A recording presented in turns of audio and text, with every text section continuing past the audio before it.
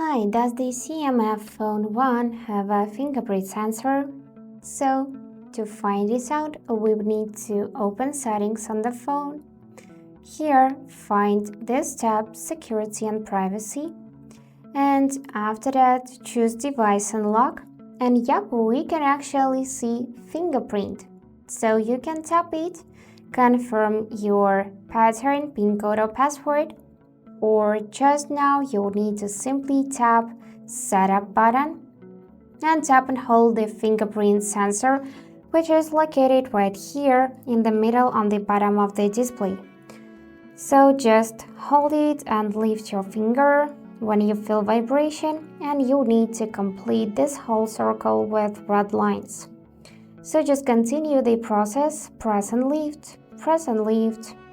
Place the edges of your finger like that, so move it a bit and simply complete the circle.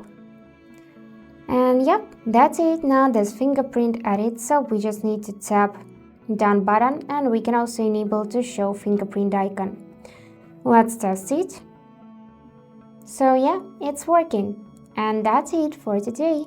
If you found this video helpful, please subscribe, like and comment. And I wish you all the best. Bye bye.